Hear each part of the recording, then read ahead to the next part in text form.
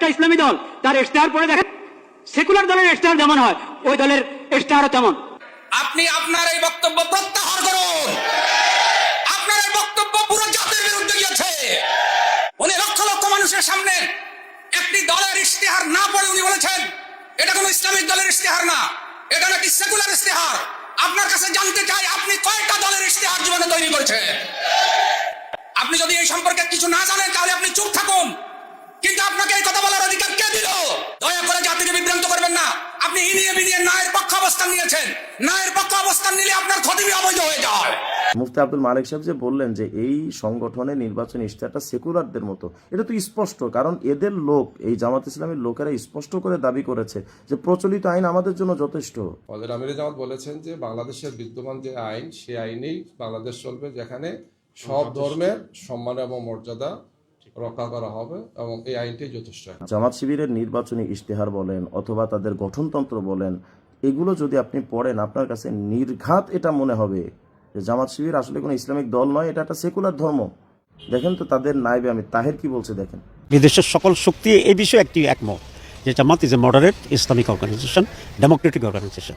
তারা নানাভাবে নানা ব্যক্তি তাদেরকে বিভ্রান্ত করার চেষ্টা করেছে, কিন্তু তারা যখন বাস্তবতায় আসছে, জামাতের অ্যাক্টিভিটিসকে যখন তারা ফলো করেছে, জামাতের ডেমোক্রেটিক পার্টিসিপেশনকে যখন তারা বিবেচনা করেছে, তখন তারা কনভিন্সড হয়েছে সকলেই যে জামাত একটি মডারেট ডেমোক্রেটিক ইসলামী দল। তো দর্শক, আপনারা এই তাহের সাহেবের বক্তব্যের মধ্যে স্পষ্ট করে জানতে পারলেন যে তিনি তাদের দলটাকে একটি মডারেট ডেমোক্রেটিক পার্টি হিসেবে পরিচয় দিতে স্বচ্ছন্দ বোধ করে। তার মানে তাদের এই দলটা এটা কোনো মদিনার ইসলাম নয়, বরং এটা একটা মডারেট ডেমোক্রেটিক পার্টি, তথা এটা একটা গণতান্ত্রিক একটা সংগঠন। আপনি আরো আশ্চর্য হবেন, গত 18 সেপ্টেম্বর 2025 বিবিসি সাক্ষাৎকারের একটা রিপোর্ট পেশ করা হয়েছিল, যেখানে বিবিসি একটা রিপোর্ট পেশ করেছে যে সাম্প্রতিক ঢাকা শহরে জামাত ইসলামের নায়েব আমির সৈয়দ আবদুল্লাহ মোহাম্মদ তাহেরের সঙ্গে বৈঠকের সূত্র ধরে তিনি বলছিলেন, আমি ডাক্তার তাহেরকে জিজ্ঞেস করেছিলাম, ধরুন আপনারা সরকার গঠন করার মতো, সরকার গড়ার মতো সংখ্যা পেয়ে গেলেন, তাহলে কি দেশে শরিয়া আইন আনতে চাইবেন? উনি তখন বললেন, এটা আবার কোথায় শুনলেন? আমরা কবে কোথায় বলেছি জিতলে আমরা বাংলাদেশে শরিয়া আইন আনবো?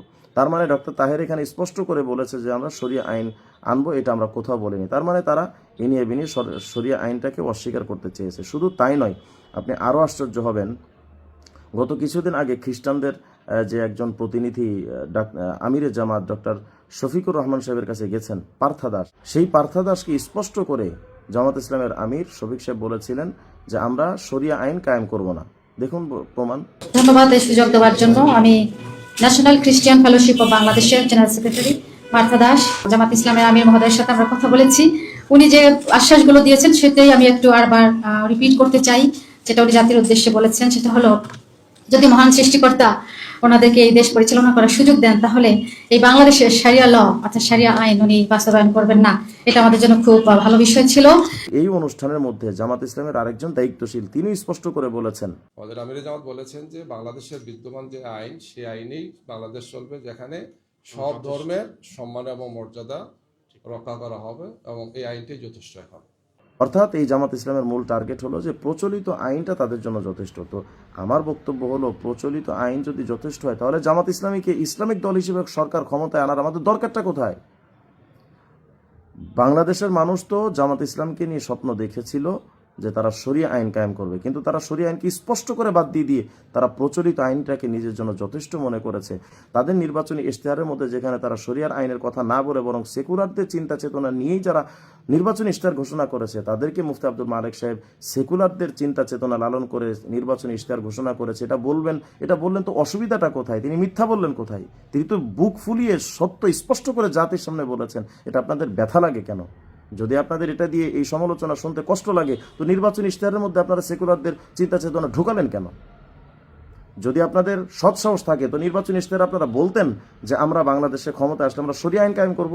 সব জায়গায় শরিয়া আইনকে অস্বীকার করে আবার যখন আপনাদের নিয়ে কেউ সমালোচনা করবে, তখন আপনাদের খুবই ব্যথা লাগে এবং সেই মানুষকে হিংসুক মনে হয়। মুফতি আব্দুল মালিক সাহেবকে হিংসুক মনে হয়। যদি কেউ অমুসলিম হয় তাদেরকে হাসান বসরি বলবে? যদি কেউ ইসলামিক কোনো চিন্তা চেতনা লালন না করে, তাহলে তাকে কি কোনোভাবে ওলি বলা যায়? আব্দুল মালেক সাহেব তাদের নির্বাচনী ইশতেহার যে দেখেছেন, তিনি তো একা দেখেননি, পুরো বাংলাদেশের মানুষ দেখেছে। তারা জামাত শিবির তাদের নির্বাচনী ইশতেহারটা টোটালি সেকুলারদের মতো করেছে বলেই তো তিনি প্রতিবাদ করেছেন। তিনি প্রতিবাদ করেছেন মূল চেতনা থেকে, যে ইসলামিক নাম দিবেন কিন্তু সেকুলারদের মতো চিন্তা লালন করবেন, সেকুলারদের মতো নির্বাচনী ইশতেহার দিবেন, এটা তো কোনোভাবে মেনে যায় না, এটা মানা যায় না।